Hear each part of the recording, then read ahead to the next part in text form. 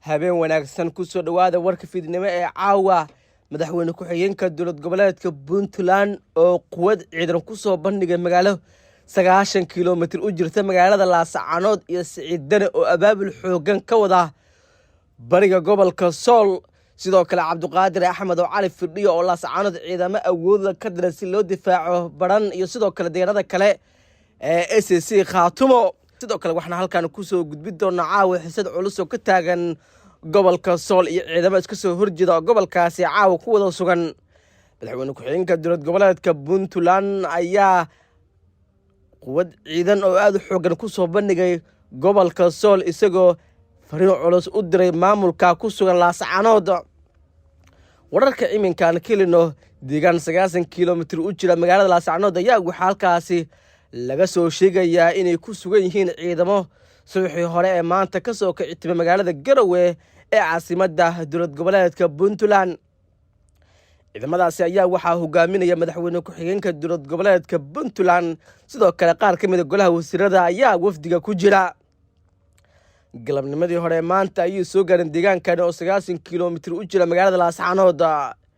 madaxweyne ku-xigeenka dowlad goboleedka Puntland ayaa u qudbiday ciidamada sidoo kale odayaal dhaqameed deegaankaas ku sugan hadallo kulul ayuu jeeday madaxweyne ku-xigeenka dowlad goboleedka Puntland oo ku aadan fariin culus maamulka Laascaanood laga dhisay oo la magac baxay waqooyi bari ee Soomaaliya madaxweyne ku-xigeenka dowlad goboleedka Puntland oo hadallo ku halkaasi ka jeeda ayaa sheegay in si weyn u difaacayaan madaxa banaanida dowlad goboleedka Puntland isagoo sheegay in gobolka Sool ay ka tirsan tahay dowlad goboleedka Puntland isla markaana maamulka lagu dhisay magaalada Laascaanood aysan ahayn maamul heshiis lagu wada yahay madaxweyne ku-xigeenka ayaa sidoo kale ciidamo ku daadiyay dowladka magaalada Laascaanood iyadoo deegaankani oo ah deegaan muddooyinka ugu dambeysay ay ku sugnaayeen ciidamada SSC Khaatumo balse maalmo ka hor halkaasi laga saaray xaaladda caawa aad ayuu adagtahay iyadoo dhoolatus uu ku soo bandhigay iyadoo Puntland dhoolatus ay ku soo bandhigtay deegaanada SSC Khaatumo gaar ahaan gobolka Sool sidoo kale dhinaca kale magaalada Laascaanood waxaa ka soconaya dhaqdhaqaaqyo aad u xoogan kadib markii maamulka Cabduqaadir Axmed oo Cali Firdhiyo ka warahleen in Puntland ciidamo ay soo dhoobtay baran iyo sidoo kale deegaano kale oo ka tirsan Sool Sanaag iyo Togdheer xaaladdu iminka ma wanaagsan iyadoo laga cabsi qabo in maamulada dariska ah ee halkaasi isku farasaaraan saacadii ugu dambeeyay madaxweyne ku-xigeenka koowaad ee dowlad goboleedka Puntland ayaa ciidamo ku sugnaa gobolka Sool ku xoojiyay ciidamo aad u fara badan xilli laga cabsi qabo in ciidamo ka tirsan SSC Khaatumo ay u soo dhawaadaan gobolka Sanaag sidoo kale beesha degta gobolka Sanaag oo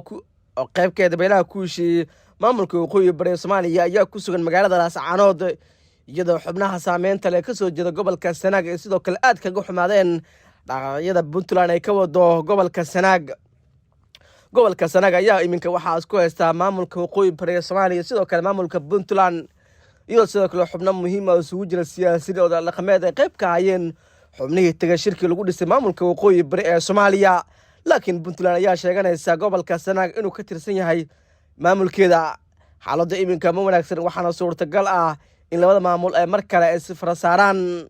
magaalada Laascaanood iyo sidoo kale waxaa ku wada sugan siyaasiyiinta ka soo wada jeeda Sool iyo Togdheer iyo sidoo kale gobolka Sanaag xubnaha sida weyn saameynta ugu leh gobolka Sanaag ayaa ku sugan magaalada Laascaanood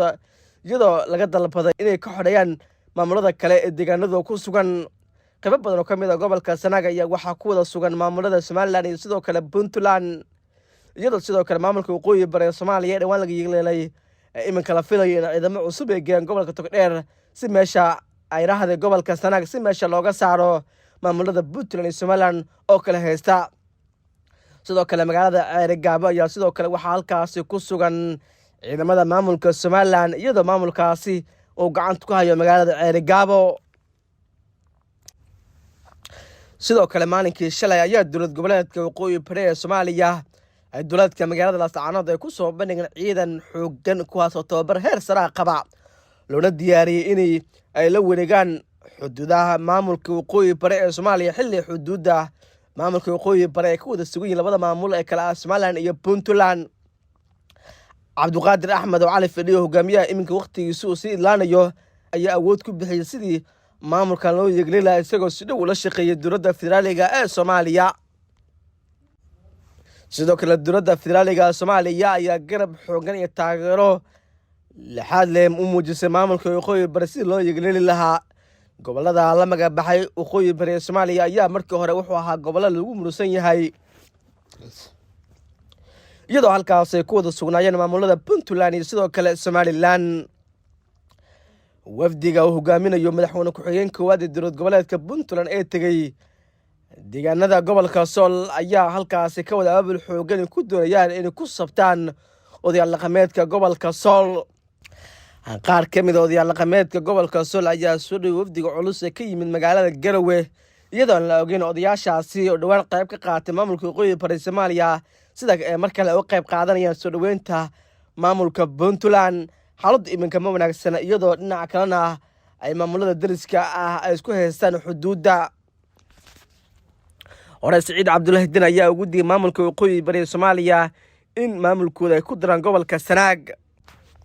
Siciid Cabdullaahi Deni ayaa ku hanjabay hore haddii maamulka waqooyi bari Soomaaliya ay maamulkooda ku daraan gobolka Sanaag inaysan fiirsan doonin oo ay ka jawaabi doonaan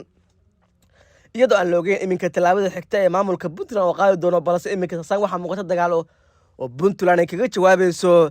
go'aankii ay ku dhiiradeen maamulka waqooyi bari ee Soomaaliya.